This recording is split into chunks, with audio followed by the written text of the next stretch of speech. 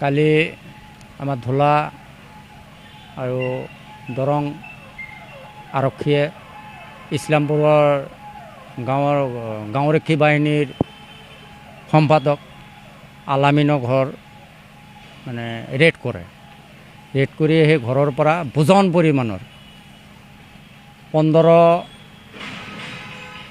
Cartoon আপোনাৰ কফ syrup আৰু ডাক জাতীয় বহুত বস্তু তাৰ ঘৰৰ চোতাল মানে খান্দি মানে সি জমা কৰি ৰাখিছিল, মাটিৰ তলত পুতি থৈছিল, সেইখিনি উদ্ধাৰ কৰিছে।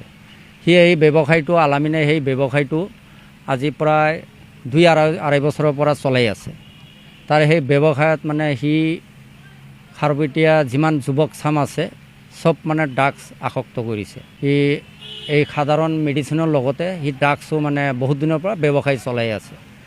বহুত ৰাইজৰ এইটো ধোলা থানাত আপত্তি কৰাত ধোলা থানাই মানে দৰং আৰক্ষী প্ৰশাসনে কালি আমাক এইটো এটা সহায় কৰিলে। তাৰ ঘৰৰ পৰা বহুত পৰিমাণৰ ড্ৰাগছখিনি মানে উদ্ধাৰ কৰিছে। তেওঁৰ ফাৰ্মাচী লাইচেঞ্চ আছে আৰু তেওঁৰ ঘৰতে ফাৰ্মাচী এখন আছে। এইটো ইছলামপুৰ ধোলা থানাৰ অধীনত আৰু সি মানে VDBৰ ছেক্ৰেটাৰীও কিন্তু হয়। তেখেত চৰকাৰী মানুহ হৈ মানে এইটো ড্ৰাগছৰ ব্যৱসায় চলাই আছিল। কিন্তু আমাৰ ধোলা থানাৰ বৰ্তমানৰ আৰক্ষী বিষয়া এজন তেখেত বহুত কষ্ট কৰি কালি এই বস্তুখিনি মানে উদ্ধাৰ কৰে। মানে চোতালত তাৰ ঘৰৰ চোতালত মানে গাঁতা খান্দি লৈছিল। গাঁতা খান্দি লৈ সেই মানে বাহিৰৰ পৰা মালবিলাক অৰ্ডাৰ কৰি লৈ আহি তাতে থয়। আৰু সি অকল খাৰপেটীয়াটো নহয়, মোটামুটি ক'ব গ'লে সি গোটেই দৰংটোৱে এই বস্তুখিনি ছাপ্লাই দিছে। চব নিচাজাতীয় মানে টেবলেট কিবাকিবি পাইছে আপোনাৰ, এইবিলাক আমি নাম নাজানোতো। কফ চিৰাপটো এইটো স্পষ্ট মানে এইটো, আৰু সি মানে অপেন সেই বস্তুটো মানে খোলাভাৱেই সি বিক্ৰী কৰিছিল আৰু দোকানত। এই 2-2.5 বছৰৰ পৰা বিক্ৰী কৰি আছে।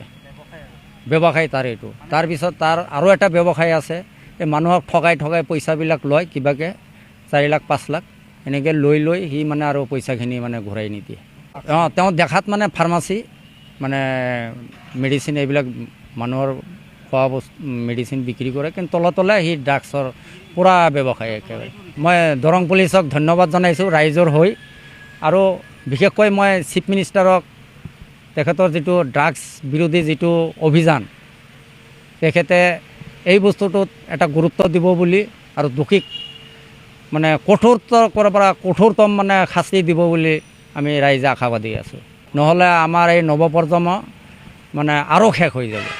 ইতিমধ্যেই মানে সি বহুতখিনি মানে বেয়া কৰিছে, আৰু শেষ হ'ব। কিন্তু তাৰ ব্যৱসায় এইটো, তাৰ যিটো মানে ড্ৰাগছৰ লাইচেঞ্চ আছে সেই লাইচেঞ্চটোত মানে কেঞ্চেল কৰিব লাগে, নহ'লে সি ব্যৱসায়টো খাৰপেটীয়া মানে দৰং ডিষ্ট্ৰিক্টত চলাইয়ে থাকিব।